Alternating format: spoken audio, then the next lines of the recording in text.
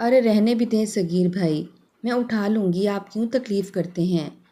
نعیمہ نے اپنے میزبان کو اپنا بھاری سوٹ کیس گاڑی میں سے گھسیٹتے ہوئے دیکھ کر آواز لگائی۔ بھائی آپ بے فکر ہو جائیں، ابھی تو ہم جوان ہیں اور آپ ہماری مہمان ہیں۔ نکال لیں گے آپ کا سامان، آپ بس اپنا بیگ اٹھائیں اور چلیں اپنی سہیلی کے ساتھ۔ صغیر نے ہلکا سا کہکا لگایا اور دونوں خواتین کو گھر کے اندر جانے کا کہہ کر سامان اٹھانے لگا۔ نعیمہ نے ارد گرد کے ماحول پر نظر دوڑائی۔ سب کچھ کتنا سرسبز، ٹھنڈا، صاف ستھرا اور خوبصورت تھا۔ یہ پرانا انگلستانی شہر اپنی خوبصورتی گرد و پیش کی وجہ سے جنت کا ٹکڑا محسوس ہوتا تھا۔ کہاں کھو گئی بھائی؟ سیاہ صاحبہ، چلو گھر کے اندر چلو نا، ٹھنڈ بڑھتی جا رہی ہے۔ فیروزہ نے نعیمہ کو ہلکا سا ٹہکا دیا تو وہ چونک کر مسکرائی اور تیز تیز قدم اٹھاتی اپنی سہیلی کی جانب چلنے لگی۔ ان کا پرانا انگلش سٹائل کا بڑا سا پروکار، شاندار اور باروب گھر بہت متاثر کن تھا۔ لکڑی کے بڑے بڑے قدیم طرز کے دروازے، ان پر لگے آہنی کنڈے، تالے، چمکدار فرش اور وال پیپر سے مزین دیواریں دیکھ کر نعیمہ تو کھو سی گئی۔ گھر میں گھستے ہی کان پھاڑ دینے والی خاموشی کی آواز نے ان کا سواگت کیا تو نعیمہ نے ایک لمحے کو سوچا، کیا سناٹا اتنا پرشور بھی ہو سکتا ہے کہ اس میں انسان کو اپنے دل کی دھڑکن تک سنائی دی جائے؟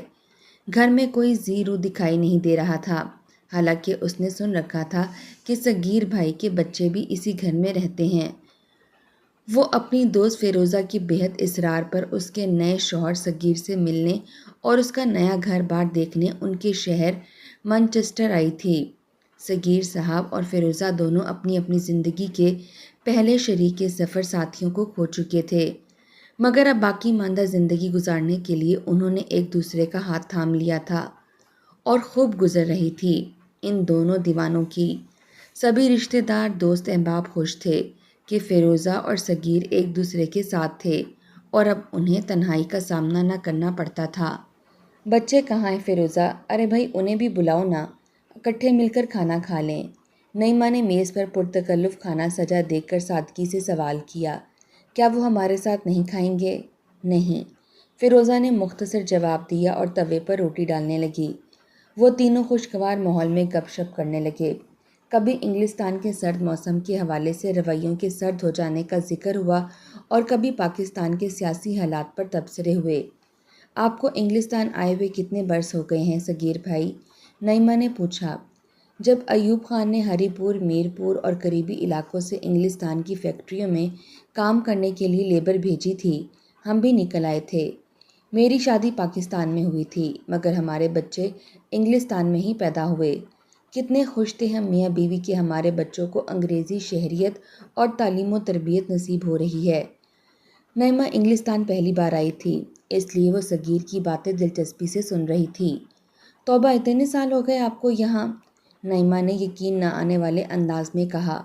ہاں، مگر بہت دکھ کاٹا۔ صغیر کی آواز کپ کپانے لگی اور نعیمہ نے موضوع بدلنے میں ہی عافیت جانی۔ وہ ان دونوں کو دیکھ دیکھ کر خوش ہوتی رہی کہ یہ اب ایک دوسرے کے دکھوں کا مداوا بنے ہوئے تھے اور ایک دوسرے کے ساتھ اتنی اچھی طرح ایڈجسٹ ہوئے نظر آ رہے تھے۔ ان کے بڑے سے بھول بھلائیاں والے گھر کے لاؤنج سے اوپر جاتی ہوئی 24 سیڑھیاں دیکھ کر نعیمہ کو پر اسرار انگریزی فلمیں یاد آنے لگیں۔ ایسے ہی تو گھر دکھاتے ہیں ان میں۔ سیڑھیوں سے اوپر کی منزل کو جاؤ تو شب خوابی کے کمرے یوں سجے سجائے ملتے جیسے کسی رسالے کے فوٹو شوٹ میں سے نکالے گئے ہوں۔ ہر چیز اتنی مناسب، اتنے کرینے سے تھی کہ نعیمہ فیروزہ کی انتظامی صلاحیتوں کو اور گھر کی دیکھ بھال پر واہ واہ کر اٹھی۔ آنے والے دنوں میں نعیمہ نے صغیر صاحب کے دونوں بچوں کو بھی راہداریوں میں سے گزرتے، سیڑھیوں سے اترتے چڑھتے دیکھ ہی لیا۔ یہ 15-16 برس کے جڑواں بچے تھے، ایک لڑکی اور ایک لڑکا، جنہیں صغیر صاحب پیار سے چنو اور منو کہہ کر پکارتے تھے۔ کتنے پیارے نام ہیں ان کے، چنو اور منو، بالکل دیسی۔ کس نے رکھے تھے یہ نام؟ نعیمہ نے خوش ہو کر صغیر صاحب سے سوال کیا۔ ان کی امی نے، اللہ بخشے زرینہ، ان دونوں چھوٹے بچوں سے حد سے زیادہ پیار کرتی تھی۔ وہ اکثر رات کو سونے سے پہلے انہیں چنو اور منو کی کہانی سناتی تو وہ بہت خوش ہوتے اور اس کہانی سے کبھی نہ اکتاتے۔ اب تو کہانی ہی ختم ہو گئی۔ صغیر بھائی اداس ہو گئے۔ ارے چلیں آئیں، آئس کریم کھانے چلتے ہیں۔ فیروزہ نے صورتحال کو بگڑتا دیکھ کر خیال پیش کیا تو صغیر بھائی کے چہرے پر چھائی اداسی کے بادل چھٹ گئے اور دھوپ نکل آئی۔ چنو اور منو صبح سویرے اٹھ کر اسکول جانے کے لیے چپکے سے نکل جاتے تو صغیر بھائی اوپر جا کر ان کے کمرے صاف کرتے، کپڑے واشنگ مشین میں دھوتے، ان کے غسل خانے چمکاتے۔ فیروزہ کے فرائض میں یہ سب کچھ شامل نہ تھا، اس لیے باقی گھر کا کام کاج وہی سنبھالتی۔ شام ڈھلے چنو اور منو گھر آتے تو فاسٹ فوڈ کا کوئی بیگ ان کے ہاتھوں میں ہوتا، جسے وہ سیدھے تہہ خانے میں بنے ٹی وی روم میں نیچے لے جاتے، وہیں کھاتے اور ٹی وی دیکھتے رہتے۔ رات گئے وہ سیڑھیاں چڑھتے اور خاموشی سے اپنے خواب گاہوں میں جا کر سو جاتے۔ ایک دو بار نعیمہ نے انہیں اپنے سامنے پا کر خوش دلی سے hello hi how are you کہا تو وہ تمیز کا مظاہرہ کرتے ہوئے سر ہلا کر آگے بڑھ گئے اور وہ وہیں کھڑی کی کھڑی رہ گئی۔ نہ جانے کیوں اسے ان بچوں سے خواہ کی دلچسپی پیدا ہو گئی تھی۔ وہ حیران ہوتی کہ ایک ہی گھر میں رہتے ہوئے ان بچوں کی ایک اتنی علیحدہ سی زندگی کیوں ہے۔ ایک روز جب فیروزہ نے کوئی انوکھی سی ڈش بنائی تو نعیمہ کہے بغیر نہ رہ سکی، بچوں کو بھی بلا لیں صغیر بھائی، وہ بھی اپنی نئی ماں کے ہاتھ کا کھانا کھا لیں۔ وہ لوگ یہ کھانا نہیں کھاتے، صغیر نے مختصر جواب دیا اور خود کانٹے سے سلاد کھانے میں مصروف رہے۔ حیرت کی بات ہے انہیں گھر کا پکا ہوا اتنا مزیدار کھانا پسند نہیں۔ نعیمہ نہ رہ سکی، فیروزہ اور صغیر خاموش رہے۔ نعیمہ کھڑکی سے باہر گرتے ہوئے سنہرے پتوں کی سرسراہٹ اور دیوانی ہواؤں کی مدھم دستک سن کر سوچنے لگی، اس اتنے بڑے خوبصورت قدیم انگلش کنٹری سائیڈ ہوم میں کیا زندہ انسانوں کے ساتھ ساتھ کچھ مردے بھی اقامت پذیر ہیں؟ بچوں کی سرگرمی اسے الجھائے چلی جا رہی تھی اور وہ الجھتی چلی جا رہی تھی۔ ایک روز صغیر اور فیروزہ کی کسی دوست پاکستانی فیملی نے انہیں کھانے پر بلایا تو وہ نعیمہ کو بھی اپنے ساتھ لیے ان کے ہاں جا پہنچے۔ یہ مانچسٹر میں سالہ سال سے رہنے والے قادر بخش ٹیکسی ڈرائیور کا گھر تھا، جو اٹک پاکستان کے کسی نوائی قصبے سے ہجرت کر کے یہاں آئے تھے۔ قادر بخش اور ان کی بیوی زرینہ نے روایتی پاکستانی مہمان نوازی کا مظاہرہ کرتے ہوئے حد سے زیادہ پرتکلف کھانا تیار کیا، جس میں مرغ پلاؤ، شامی کباب، کریلے گوشت سے لے کر سوجی کا حلوہ تک شامل تھا۔ سب نے پیٹ بھر کر کھایا اور پکانے والے کی خوب تعریف کی۔ کھانے پر قادر بخش کا ایک بھانجا بھی موجود تھا، جو ماحولیات پر پی ایچ ڈی کر رہا تھا۔ دیکھنے میں وہ زیادہ پڑھا لکھا یا ذہین نہیں لگتا تھا، مگر اس کی گفتگو بہت بامعنی اور بامقصد تھی۔ آپ کے کتنے بچے ہیں؟ نعیمہ نے دیوار پر لگی تصویروں کو دیکھ کر زرینہ سے پوچھا۔ 4 بیٹیاں اور 1 بیٹا، جواب ملا۔ پڑھتی ہیں؟ نعیمہ نے سوال کیا۔ نہیں، پڑھ چکی ہیں، اب لندن میں رہتی ہیں، ملازمتیں کرتی ہیں، اپنی اپنی زندگی ہے ان کی۔ زرینہ کے لہجے سے بے بسی جھلکنے لگی۔ مرد حضرات تھوڑی ہی دیر میں ڈرائنگ روم میں جا کر ٹی وی دیکھنے لگے اور قادر بخش کی بیوی اپنی ماں اور ساس کو، جو ان کے ساتھ ہی رہتی تھیں، کھانا دینے لگی۔ تقریباً 80 برس کی 2 ضعیف دیہاتی عورتیں، آنکھوں پر اینکیں لگائے، گرم سوٹ پہنے، شالیں اوڑھے ایک دوسرے کے سامنے بیٹھی خاموشی سے ہیٹر کی گرمی سے لطف اندوز ہوتی نظر آ رہی تھیں۔ ہائے یہ بیچاریاں یہاں اٹک پور سے دور، رشتہ داروں کے بغیر، مانچسٹر کے اس ٹھنڈے پرانے سے مکان میں، نہ جانے کتنی اداس ہوتی ہوں گی۔ نعیمہ کے دل میں رحم کا طوفان موجزن ہو گیا۔ آپ کو اپنا گاؤں، محلہ، اپنے لوگ تو یاد آتے ہوں گے، کتنے برسوں سے آپ یہاں ہیں؟ نعیمہ نے پیار سے دونوں خاموش بزرگوں سے سوال کیا۔ دونوں ضعیف عورتوں نے نفی میں سر ہلا دیا۔ شاید اکیلی رہ رہ کر وہ بولنے کی ضرورت اور خواہش سے بھی آزاد ہو چکی تھیں۔ آپ کو یہاں رہنا اچھا لگتا ہے؟ نعیمہ نے انہیں کریدا۔ دونوں بوڑھیوں نے اسبات میں سر ہلا دیا۔ اچھا، وہ کیوں؟ نعیمہ سمجھنے سے قاصر تھی۔ کیونکہ یہاں نلکوں میں ہر وقت گرم پانی آتا ہے، ایک نے جواب دیا۔ یہاں ہمارا علاج مفت ہوتا ہے، پھر بچے ہمارے پاس ہیں، وہاں رہیں تو آنکھوں سے دور ہوتے ہیں، دوسری نے جواب دیا۔ نعیمہ خاموشی سے انہیں تکتی چلی گئی۔ اس کا جی چاہا انہیں بتائے کہ اس وقت کے میر پور، ہری پور، اٹک پور اور آج کے انہی شہروں میں اب بہت فرق ہے۔ اب پاکستان میں بھی نلکوں میں گرم پانی آتا ہے، البتہ علاج کی سہولیات اور بچوں کی موجودگی کے بارے میں اس کے پاس کوئی خاطر خواہ جواب نہیں تھا، اس لیے وہ خاموش رہی۔ اسی وقت ٹی وی پر خبر چلی، ایک پاکستانی لڑکی کو عین شادی کے دن اس کے کزن نے قتل کر دیا۔ انگلش ٹی وی والے اس لڑکی کے قاتل کا انٹرویو نشر کر رہے تھے جس میں وہ کہہ رہا تھا کہ لڑکی نے ہماری مرضی کے خلاف شادی کی تھی، اس لیے یہ ہماری غیرت کا سوال تھا، اسے سزا دینا ہی تھی۔ ٹی وی پر بہت سے شلوار قمیض والے پاکستانی مرد اور انگریز پولیس کے اہلکار آپس میں گتھم گتھا ہوئے نظر آ رہے تھے۔ توبہ، یہ کیا ہو رہا ہے؟ فیروزہ اور نعیمہ ہکا بکا ہو کر ٹی وی دیکھنے لگیں۔ اتنی جہالت اور پسماندگی نعیمہ کو تو یقین ہی نہیں آ رہا تھا۔ آنٹی جی، آپ لوگوں کو شاید پتہ نہیں ہے، انگلستان میں پاکستانیوں کے ذہن اور رہن سہن میں اب بھی قبائلی نظام رچا بسا ہوا ہے۔ 60 کی دہائی میں چھوٹے شہروں سے اٹھ کر آنے والے رہنے والے یہاں اپنے اپنے میر پور، ہری پور اور اٹک پور بنا کر زندگی گزار رہے ہیں۔ ان کا ذہن موجودہ انگلستانی نظام اور قانون کو قبول نہیں کرتا، اسی لیے یہاں بھی عورتوں پر اسی طرح تسلط قائم رکھنے کی خواہش کی جاتی ہے جیسے اپنے وطن میں ہوتا ہے۔ ہائے، بڑے مسائل ہیں یہاں۔ ماں باپ بھی کیا کریں؟ لڑکیاں پڑھ لکھ جاتی ہیں تو اپنے کزنوں سے شادی نہیں کرنا چاہتیں۔ ہم کہاں سے ان کے لیے ان کے مطابق رشتے لائیں؟ ہماری بیٹیاں بھی اسی لیے اب تک غیر شادی شدہ ہیں۔ زرینہ نے اپنے دل کا حال کہہ ڈالا اور نعیمہ سوچنے لگی، اٹک پور کے کسی نوائی قصبے کی یہ فیملی انگلستان میں بیٹھ کر کریلے گوشت، پلاؤ، پودینے کی چٹنی تو بنا اور کھا سکتی ہے، مگر اپنے انگلستان کی جمپل لڑکیوں کی تقدیر پر انہیں کوئی اختیار نہیں ہوتا۔ سہولت اور فراوانی کی زندگی اپنا خراج لے کر آتی ہے۔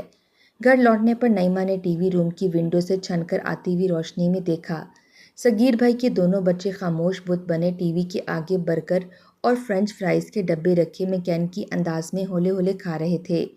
کھانے کے بعد انہوں نے کاغذ کے پیک لفافے اسی کمرے میں پڑے کوڑے کے ڈبے میں پھینکے اور خاموشی سے سیڑھیاں چڑھ کر اوپر اپنے کمرے میں چلے گئے۔ نہ کسی سے ہیلو، نہ ہائے، نہ سلام، نہ بائے۔ بچے تھے یا روبوٹ؟ نعیمہ نے حیرانگی سے سوچا۔ فیروزہ، ایک بات پوچھوں؟ اگلی صبح ناشتے کی میز پر سوس پنیر کا ٹکڑا ٹوسٹ پر رکھتے ہوئے نعیمہ نے اپنی سہیلی سے سوال کیا۔ ہاں بھائی بولو، کیا پوچھنا ہے؟ فیروزہ مسکرائی۔ تم خوش تو ہو نا؟ دیکھو مجھ سے نہ چھپانا، نعیمہ نے سوال کیا۔ ارے یہ کیا سوال کر دیا تم نے؟ ارے پگلی، نظر نہیں آتا تمہیں؟ ہم دونوں کتنا چاہتے ہیں ایک دوسرے کو، اتنے برسوں بعد تو زندگی نے ہمیں خوش ہونے کا موقع دیا ہے۔ خوش کیوں نہ ہوں؟ صغیر بہت اچھے انسان ہیں، میں خوش قسمت ہوں کہ وہ مجھے مل گئے۔ کل تم نے قادر بخش کی بیوی سے سن ہی لیا تھا یہاں کے رہنے والوں کو کیا مسائل درپیش ہوتے ہیں۔ بس صغیر بھی تقریباً انہی حالات کا شکار تھے۔ ان کی 3 بیٹیاں تھیں، فیروزہ نے انکشاف کیا۔ تھیں؟ کیا مطلب؟ کیا ہوا؟ نعیمہ حیران ہوتی چلی گئی۔ ہونا کیا تھا؟ بس وہی مسئلہ، لڑکیاں جوان ہو گئیں تو ماں باپ کو شادی کی فکر ہوئی۔ لڑکیاں پڑھ لکھ کر قابل ہو گئی تھیں، وہ کسی ایسے شخص سے شادی نہ کر سکتی تھیں جو صرف پاکستانی ہوں اور کچھ بھی نہ ہوں۔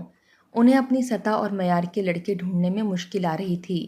صغیر اس وقت ایک سخت گیر باپ پنڈیوال کے روایتی آدمی تھے جو ہر صورت اپنی روایات برقرار رکھنے کی خواہش رکھتا ہے۔ یہاں رہنے والے ان کے دوست رشتہ دار باتیں بنانے لگے کہ لڑکیوں کی شادیاں نہیں کر رہا، وہی تنگ نظر برادری سسٹم جس نے ان کی نیندیں حرام کر دی تھیں۔ دراصل 30-40 سال پہلے انگلستان اٹھ کر آ جانے والے لوگ ذہنی طور پر اسی ٹائم زون میں قید ہو کر رہ جاتے ہیں جس میں انہوں نے وطن سے ہجرت کی تھی۔ وہ نہ ادھر کے رہتے ہیں نہ ادھر کے۔ بڑی لڑکی سریا جوان ہو کر قابل ہو گئی تھی۔ صغیر اس کی کسی کزن پاکستانی لڑکے سے شادی کرانا چاہتے تھے، مگر وہ کسی انگریز لڑکے سے شادی کی عہد و پیما کر چکی تھی۔ اچھا؟ نعیمہ یہ سن کر پریشان سی نظر آنے لگی۔ عین اسی وقت کھٹکا ہوا اور دونوں سہیلیوں نے دیکھا صغیر ہاتھ میں کئی طرح کا پھل، چاکلیٹ اور گفٹ باکس اٹھائے اندر داخل ہوئے۔ ارے یہ کیا، پورا سٹور ہی اٹھا لائے ہیں؟ اتنی چیزیں، خیریت تو ہے؟ فیروزہ نے سامان ہاتھ سے لیتے ہوئے پوچھا۔ آج خاص دن ہے فیروزہ جی، آج چنو اور منو کی سالگرہ ہے۔ صغیر کی خوشی سے باتیں کھلی جا رہی تھیں۔ وہ تو گھر نہیں ہے، لائیے میں رکھ دوں۔ فیروزہ نے چیزیں لے کر سنبھالنا شروع کر دیں۔ صغیر نے آتش دان روشن کر دیا اور لکڑیوں کے چٹخنے کی آوازوں سے ماحول بڑا آرام دہ، گرم اور دوستانہ محسوس ہونے لگا۔ صغیر بھائی، اگر آپ برا نہ منائیں تو میں آپ سے آپ کی کہانی پوچھ سکتی ہوں؟ فیروزہ نے مجھے تھوڑا سا بتایا ہے۔ نعیمہ نے ان کے ہاتھ میں تھمائی ہوئی کافی سے اٹھتی بھاپ پر نظریں جما کر پوچھا۔ بس نعیمہ، کیا بتاؤں؟ شاید مجھ سے کچھ غلطی ہوئی، شاید میری بیوی سے یا بچوں سے، پتہ نہیں۔ सब कुछ गड़बड़ होकर रह गया है। हम लोग दो मुल्कों दो माशरों के दरमियान मौलिक होकर रह गए हैं। मैंने इसे बताया था आप सुरैया की शादी करना चाहते थे अपनी मर्ज़ी से, और बस, इससे ज़्यादा कुछ नहीं बताया। फ़िरोज़ा ने अपने शौहर को गर्म शॉल उड़ाकर प्यार से उसका कंधा थपथपाकर कहा। सगीर ने गहरी सांस लेकर कहना शुरू किया, मैंने सुरैया को मजबूर किया कि वो शादी के लिए हाँ कर दे, हालांकि उसकी माँ ने मुझे बहुत रोकने की कोशिश की, मगर मैं तो अपनी बेटी की भलाई ही चाहता था। उसे किसी अंग्रेज़ के साथ ज़िंदगी बिताते कैसे देखता। सुरैया ने बिलाखिर मेरा कहा मान लिया और दुल्हन बनकर बैठ गई, मगर सगीर की आवाज़ कपकपाने लगी। उसने बहुत सी ख्वाब आवर गोलियां खा ली थीं, इसलिए वहाँ दुल्हन की जगह सुर्ख कपड़ों में मलबूस एक लाश पड़ी थी। ओ मेरे अल्लाह, सगीर भाई, ये तो बहुत अफसोसनाक बात है, मैं माजरत चाहती हूँ। नाइमा इज़हार तासुफ में सर हिलाने लगी। सगीर ने गुफ्तगू जारी रखते हुए अपने आंसू पोंछे। मेरी बीवी जरीना को बेटी की मौत के सदमे ने तकरीबन मफलूज करके रख दिया। उसने घर की और बच्चों की देखभाल करना छोड़ दी और बिस्तर पर पड़ गई। बस हर वक्त मुझे जालिम, खुदगर्ज और कातिल होने के ताने देती रहती। उसने हमारी दूसरी जवान बेटी सबिया को घर छोड़कर चले जाने को कहा और सबिया लंदन के एक फ्लैट में मुंतकिल हो गई। वो वहीं मुलाजमत करती और माँ और चुन्नू मुन्नू से कभी कभार मिलने आ जाती, मगर मुझसे कोई ठीक तरीके से बात तक न करता। जरीना ने बिलाखिर खाना पीना भी छोड़ दिया। डॉक्टर कहते थे वो डिप्रेशन की आखिरी हदों को छू रही है। बेचारे सगीर भाई। नईमा को उन पर तरस आने लगा। जरीना मुझसे लड़ती झगड़ती, कभी रोती और कभी हंसती थी। फिर एक रोज़ इसका मुकम्मल नर्वस ब्रेकडाउन हो गया और उसने उसी आलम में सुरैया की तरह ख्वाब आवर गोलियां खाकर हमेशा के लिए आंखें मूंद लीं। सगीर हिचकियां ले लेकर रोने लगे। फ़िरोज़ा की भी आंखें भीग गईं। यहाँ तो कोई होता भी नहीं है। ये जो सीढ़ियाँ हैं ना, जो तुम्हें बड़ी अच्छी लगती हैं, इन्हीं सीढ़ियों से मैं और मेरे ये छोटे से बेटे और बेटा मुन्नू और चुन्नू माँ और बहन के मुर्दा जिस्मों को उठाकर नीचे लाए थे। 2 बार बच्चों ने लाशें घसीटीं। नईमा ने उन शहाना कदीम अंदाज में बनी हुई खूबसूरत 24 सीढ़ियों को देखा, जो एक लम्हे के लिए तो वो भी कांप कर रह गई। कैसा दुख भरा और खौफनाक मंजर होगा वो। इसने तसव्वुर किया। तौबा। उसने कुछ कहना चाहा, मगर उसे कहने के लिए अल्फाज नहीं मिल रहे थे, लिहाजा वो खामोश रही। बस तभी से ये दोनों बच्चे चुप होकर रह गए हैं। मुझे मुजरिम गर्दानते हैं, क्योंकि मैंने अपनी ज़िद की वजह से इनके घर की खुशियाँ बर्बाद की थीं। आपने वही किया जो एक ज़िम्मेदार फ़र्ज शनास बाप सोचता है। अपनी सोच के मुताबिक ही किया। आप अपने आप को इल्ज़ाम ना दें। फ़िरोज़ा ने शौहर को तसल्ली देना चाहिए। अभी ज़रा छोटे हैं, बड़े होंगे तो ये भी फुड़फुड़ा कर उड़ जाएंगे और घोंसला खाली रह जाएगा, और फिर शायद कभी कभार ही बाप की शक्ल देखें। सगीर भाई धीमे लहजे में बोलते चले गए। एक राय है सगीर भाई, क्यों ना आज हम सब चुन्नू मुन्नू की सालगिरह मनाएं, केक काटें, मौसीकी लगाकर डांस करें, हल्ला गुल्ला हो तो शायद उनका मूड भी बेहतर हो जाए।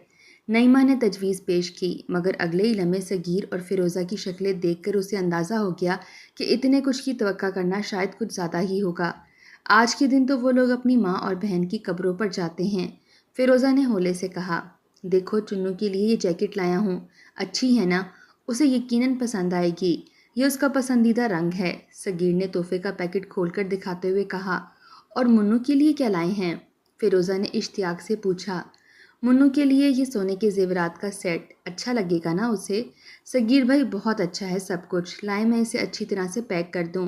नईमा ने उनके हाथ से चीज़ें ले लीं और डब्बों को खूबसूरत रिबन लगाकर पैक करना शुरू कर दिया। कुछ ही देर में सगीर ऊपर जाकर वो तोहफे के डब्बे सरप्राइज़ के तौर पर उनके कमरों में छोड़ आए और ख़ुद उनके रद्द-ए-अमल का इंतज़ार करने लगे। खिलाफ़े तवक्का बच्चे उस दिन घर ही नहीं आए। सगीर भाई ने फ़ोन करके पता किया तो इल्म हुआ कि वो बड़ी बहन सबिया के घर लंदन चले गए हैं। फ़िरोज़ा ने फिर भी केक लाकर काटा, मोमबत्तियाँ जलाईं और बच्चों की गैर मौजूदगी में ही तालियां बजाकर नईमा के साथ सालगिरह मुबारक चुन्नू मुन्नू के नगमे गाए, जिससे सगीर बहुत खुश हुए और बार बार आंखों के कोनों से नमी साफ़ करते नजर आए। फ़िरोज़ा, तुम्हारे आने से मेरी सोनी ज़िंदगी में बहार आ गई है, शुक्रिया। और नईमा, अब से तुम इंग्लिस्तान बार बार आना। सुना, मैं ख़ुद तुम्हें टिकट भेजा करूँगा, फ़िक्र ना करना। सगीर भाई ने जज्बात से मगलूब होकर नईमा के सर पर हाथ फेरा। चुन्नू और मुन्नू जिस तरह खामोशी से घर से गए थे, उसी तरह चुपचाप एक दिन बाद घर चले आए और अपने अपने कमरों में चले गए। صغیر توقع کر رہے تھے کہ وہ نظر آئیں تو ان سے پوچھیں کہ تحفے پسند آئے، مگر بچے اگلے پورے دن انہیں دکھائی نہ دیے اور صغیر کو انہیں وش کرنے اور بات کرنے کا موقع ہی نہ مل سکا۔ اگلے روز موسم بہار کی آمد پر شہر کے محکمہ صفائی والوں کا موسم بہار کی صفائی کا دورہ لگنا تھا، اس لیے سبھی لوگ اپنے اپنے گھروں، لان اور سٹورز کی صفائی کرنے میں جٹے ہوئے نظر آنے لگے۔ نعیمہ اور فروزہ نے کھڑکی سے جھانک کر دیکھا تو صغیر اکیلے ہی لان میں بڑا سا جھاڑو تھامے خشک پتے ٹہنیاں اکٹھے کرتے ہوئے نظر آئے۔ ارے چلو ہم بھی صغیر کی مدد کرتے ہیں، فیروزہ نے ہلکی سی جیکٹ پہنتے ہوئے نعیمہ کو دعوت دی، جسے اس نے مسکرا کر قبول کر لیا اور وہ دونوں باہر کو چل دیے۔ بڑے بڑے پلاسٹک کے تھیلوں میں کوڑا پتے وغیرہ بھر کر صغیر نے اپنے مکان کے پچھلے صحن میں لگے بڑے سے کچرے والے ڈرم میں پھینکنے شروع کر دیے، تو فیروزہ اور نعیمہ بھی اپنا اپنا اکٹھا کیا ہوا کوڑا لیے آ گئیں اور اسے پھرتی سے ڈرم میں اونڈیلنا شروع کر دیا۔ یکا یک نعیمہ کو اس میں کچھ نظر آیا تو وہ ٹھٹکی۔ کیا ہوا؟ صغیر نے پوچھا اور پاس آ کر ڈرم میں جھانکنا شروع کر دیا۔ انہیں زیادہ دیر کنگھالنا نہیں پڑا کیونکہ جلد ہی انہیں وہ پیک شدہ تحفوں کے ڈبے نظر آ گئے جو وہ چنو اور منو کے کمرے میں چھوڑ آئے تھے۔ لگتا تھا انہوں نے انہیں کھولا تک نہیں کیونکہ ان پر ٹیپ اسی طرح چپکی ہوئی تھی۔ صغیر کے چہرے کا رنگ متغیر ہو گیا اور وہ بے اختیار زمین پر دھپ سے گر گئے۔ کیا ہوا صغیر؟ فیروزہ لپک کر آئی اور ڈبے دیکھ کر سب سمجھ گئی۔ مجھے کبھی معافی نہیں ملے گی، مجھے کبھی معافی نہیں ملے گی، وہ بچوں کی طرح بلبلانے لگے۔ یا اللہ، میرا قصور کیا ہے؟ انہوں نے آسمان کی طرف دیکھ کر چیخنا، چلانا، بال نوچنا شروع کر دیا اور اپنے کپڑے پھاڑتے ہوئے سڑک پر دیوانہ وار دوڑنے لگے کہ تبھی چنو اور منو نے روتے ہوئے باپ کو کھڑکی سے دیکھا اور خود بھی رونے لگے۔ یہ وہ لمحہ تھا جب وہ جان گئے کہ ان کا باپ بھی انہی کی طرح دکھی ہے اور وہ ماں کی طرح باپ کو بھی کھونا نہ چاہتے تھے۔